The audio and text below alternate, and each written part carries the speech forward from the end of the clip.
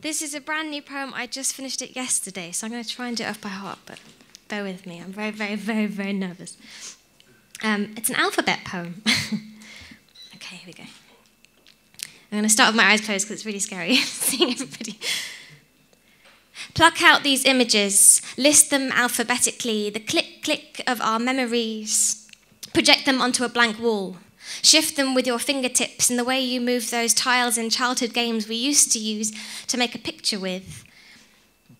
Move the wall away, look out onto a garden. Find me aged 5, a plasticine ring on the fourth finger of my left hand. His name was Ben Foster. We had no idea what marriage was. We were just jealous of grown-ups. And now we're grown up, and I've known other boys in the 22 years between now and then, but none of them has been husband material. These alphabetical images are all I have left of our relationship.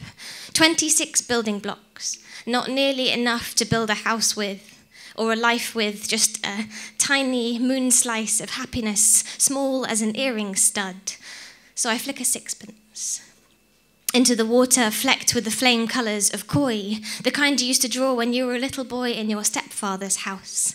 The one with the small rooms full of shadows and the concrete steps you fell against spilling blood onto them. It made him shout at you. Years later, I would find you rubbing your hands as if you still saw the stains.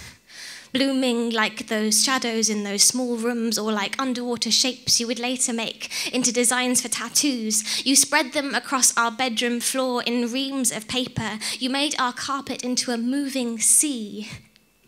And now you wear a ring on your left bicep. Instead of the ring you said you wanted to slip onto the fourth finger of my left hand. But I said no when you asked me if I wanted to be your wife, and watched the images of our shared life fall away, our A to Z head spin love that started with A for affection, unexpectedly in an aisle in Tesco, B, bumping into you in the pub and imagining us holding hands, C, you formally invited me to dinner at your mum's house and I had an allergic reaction to her cat. Fast forward to F, first kiss finally, on the common on a bright day in June. Or I wanted to say but I was too shy, I didn't. So you did instead. And we stayed there in a shared dream of, I love you, but somewhere we short-circuited and I became selfish, inward. I became infidelity. Inadvertently, you said, you promised. It was just once, it was in L for Las Vegas, it was M, a mistake, and I wanted to rewind to F, first kiss, F, forgiveness, but I couldn't find either of them, so we stumbled on through a wilderness of alphabet until we reached, no, not the warm-bodied morning crook of a Z, but ellipsis, silence. So I throw a sixpence, flick it from between my forefinger and thumb in the same way that I would flick a cigarette. And the coin and the stub flicker, a glimmer small as an in-breath before they are swallowed by the moon water, flecked with the flame colours of koi.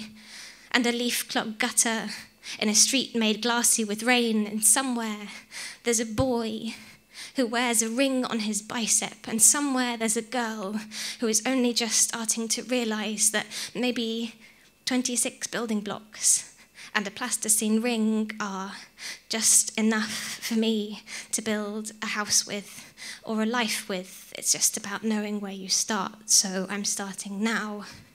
I'm starting here at the beginning of a new alphabet. Thank you.